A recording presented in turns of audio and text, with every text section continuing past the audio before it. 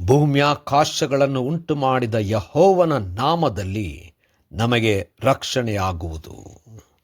ಶುಕ್ರವಾರ 31 ಜುಲೈ 2026 ಇಸ್ವಿ. ಈ ದಿನದ ವಾಕ್ಯ ಧ್ಯಾನಕ್ಕಾಗಿ ನಾನು ಆರಿಸಿಕೊಂಡಂಥ ವೇದ ಭಾಗವು ಕೀರ್ತನೆಗಳ ಸಂಗ್ರಹ 22ನೇ ಕೀರ್ತನೆಯ 5ನೇ ವಚನ. ನಿನಗೆ ಮೊರೆಯಿಟ್ಟು ವಿಮುಕ್ತರಾದರೂ ನಿನ್ನಲ್ಲಿ ವಿಶ್ವಾಸವಿಟ್ಟು ಆಶಾಭಂಗ ಪಡಲಿಲ್ಲ ಎಂಬುವಂಥದ್ದೇ.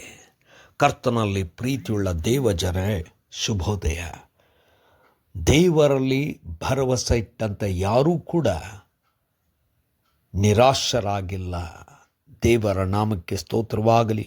ಕರ್ತನಲ್ಲಿ ಪ್ರೇರೆ ವಾಕ್ಯ ಧ್ಯಾನ ಮಾಡೋಣ. ಈ ದಿನದ ವಾಕ್ಯ ಧ್ಯಾನದ ಶೀರ್ಷಿಕೆ ಸಾಕ್ಷಿಗಳು. ಕರ್ತನಲ್ಲಿ ಪ್ರೇರೆ, ದಾವೀದನು ಈ ಒಂದು ಕೀರ್ತನೆಯಲ್ಲಿ ತಾನು ಕೈ ಬಿಡಲ್ಪಟ್ಟಂಥ ಸ್ಥಿತಿಯಲ್ಲಿದ್ದಂಥದ್ದನ್ನು, ಹೀಯಾಳಿಸಲ್ಪಟ್ಟದ್ದನ್ನು, ಯಾರೂ ಸಹಾಯಕ್ಕೆ ಹತ್ತಿರ ಇರುವಂಥ ಸ್ಥಿತಿಯೇ ಇಲ್ಲ ಎಂಬಂಥ ಆ ಒಂದು ಸಮಯದಲ್ಲಿ ದೇವರು ನನ್ನ ಕೈ ಬಿಟ್ಟನಲ್ಲ ಎಂಬಂಥ ಆ ಒಂದು ನೋವಿನಲ್ಲಿ ದೇವರಿಗೆ ಕೂಗನ್ನು ಅಥವಾ ದೇವರನ್ನು ಕೂಗುತ್ತಾ ಇದ್ದಾನೆ. ಇಂಥ ಸಂದರ್ಭದಲ್ಲಿಯೂ ದಾವೀದನು ಸೋತು ಹೋಗದೆ ಈ 5ನೇ ವಚನದಲ್ಲಿ ನಮ್ಮ ಪೂರ್ವಿಕರು ನಿನ್ನಲ್ಲಿ ಮೊರೆ ಇಡುವಾಗ ನೀನು ಖಂಡಿತವಾಗಿ ಕೇಳಿದ್ದಿ ಎಂಬುದಾಗಿ. ಅಂದರೆ ಎಂಥ ಪರಿಸ್ಥಿತಿಯಲ್ಲೂ ಕೂಡ ದೇವರು ಅವರಿಗೆ ಮುಕ್ತಿಯನ್ನು ಕೊಟ್ಟಿದ್ದಾನೆ, ವಿಮುಕ್ತರನ್ನಾಗಿ ಮಾಡಿದ್ದಾನೆ.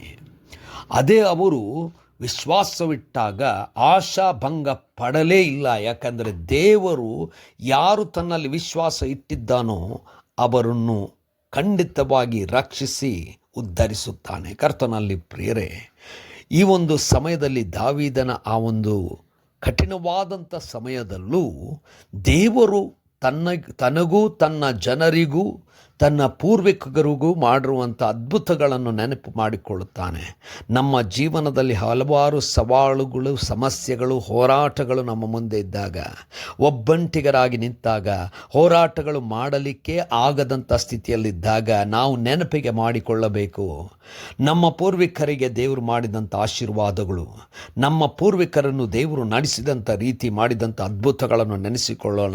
ಅಷ್ಟು ಮಾತ್ರ ಅಲ್ಲದೆ ನಮ್ಮ ಜೀವನದಲ್ಲಿ ದೇವರು ಮಾಡುವಂಥ ಅದ್ಭುತಗಳು ನೆನೆಸಿಕೊಳ್ಳೋಣ.